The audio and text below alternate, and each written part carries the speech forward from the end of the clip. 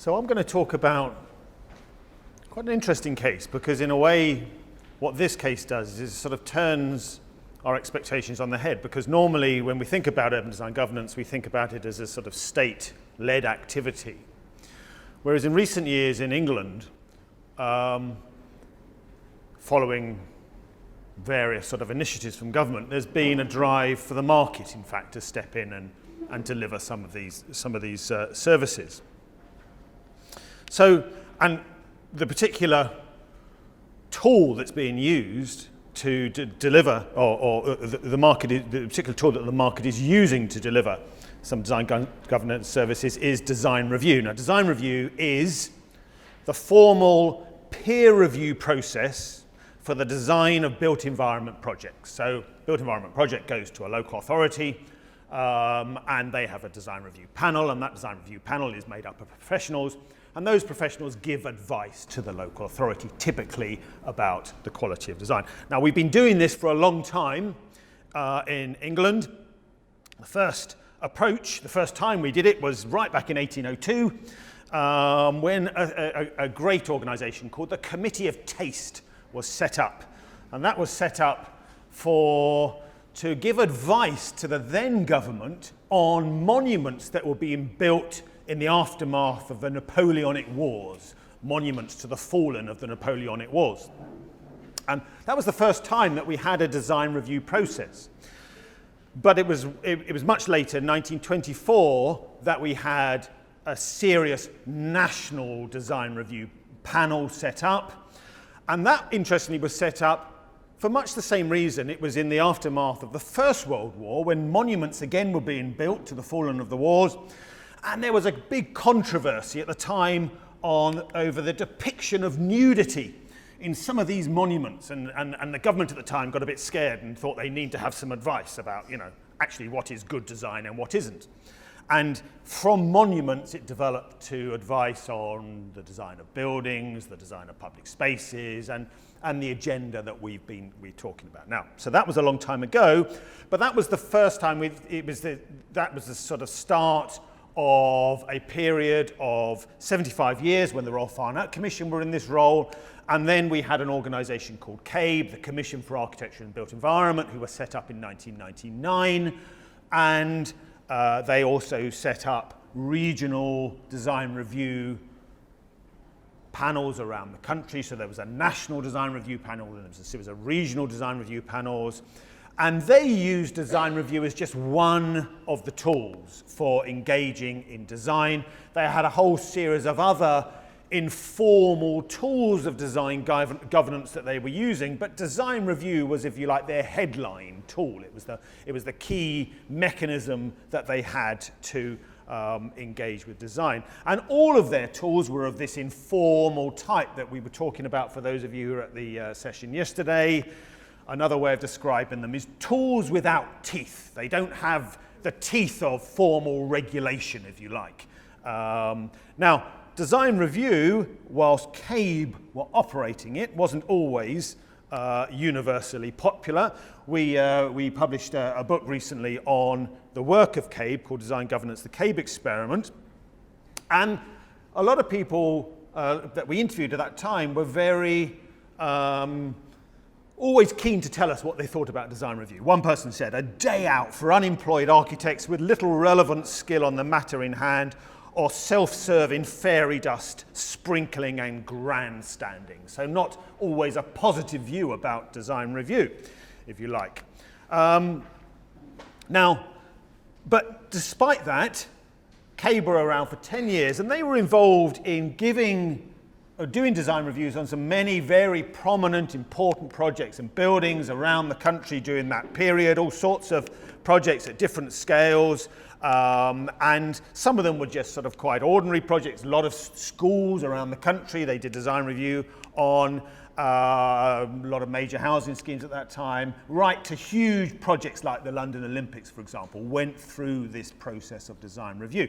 But it was a process that was being run by a state-led organisation. And that had been what had happened. That was the model that we'd had for 85 years since the Royal Fine Art Commission. But in 1999, I should say that actually probably the most important things that they did was not necessarily the things that they thought were good, the projects they thought were good, but all those dreadful projects which they had a role in ensuring didn't happen. Not all of those, unfortunately. A few of them got through the system, but there we are. Now, as I was saying, in 2011, in their great wisdom, the then government decided to get rid of CABE. And as part of the sort of austerity cuts of that time. And instead, they decided that we were going to have a free market in design review services. And this was the one tool, the one informal tool that CABE had at their disposal, which they thought potentially the market could deliver for a market rate.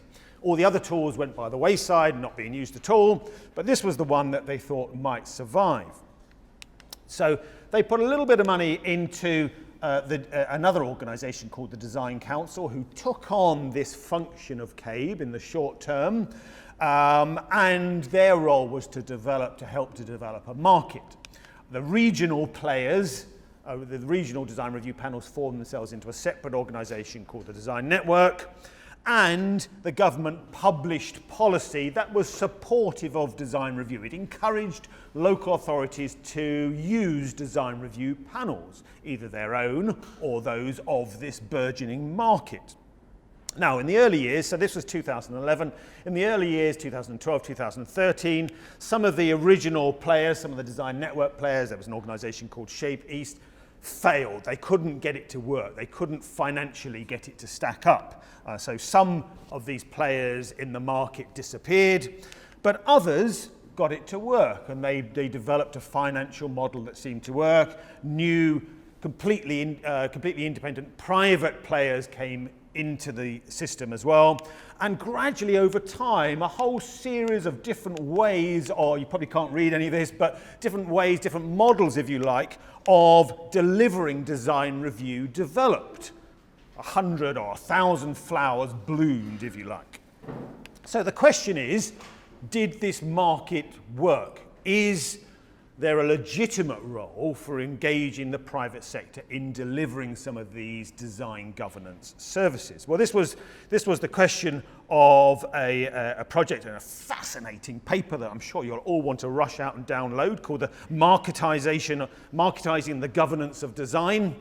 And this was a new model, and essentially this model relied on local authorities contracting in these design review services from these private players, or setting up panels themselves in-house.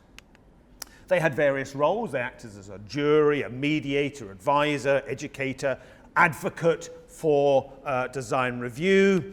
The question was, could they also operate like a business? Now, what our research found out is practically there's no reason why not. Actually, many of these private players seem to have found a role for themselves and are delivering design review services and making it stack up. And in fact, there's more design review than ever before, much more design review in England than happened under CABE. There is no diminution in the quality of those services that we could detect through our research. It tends to be a more formative and less summative process, so more constructive, if you like, within the design process. Standards of design seem to still be improving, but that's a good sign. And it's being delivered in a very efficient way. Typically for a price of, this is the London price. If you want your scheme to be design reviewed, it'll cost you about £3,500. That's the price. That's the price that the market charged. So, but it's not a pure market because, in fact, there are very few market players. There's a relatively small number. So it's what you might call an oligopoly, a small number of players dominating, but also the local authorities themselves can choose whether to go to these market players or whether to deliver design review services themselves, effectively in-house. So the conclusions are that as a model, it seems to have been successful, this involvement of the market. There's no single exemplar that you could point to and say this is the panel that we should all be doing it like this. They all operate in slightly different ways.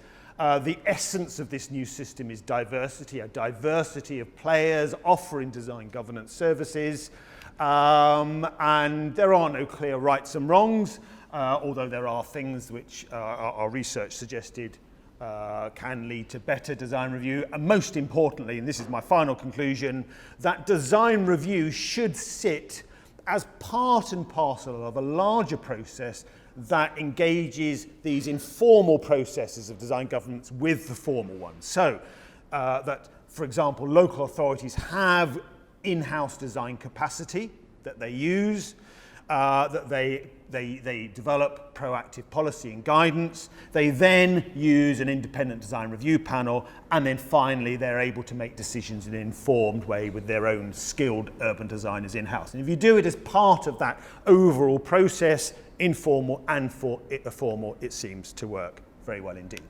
Thank you very much.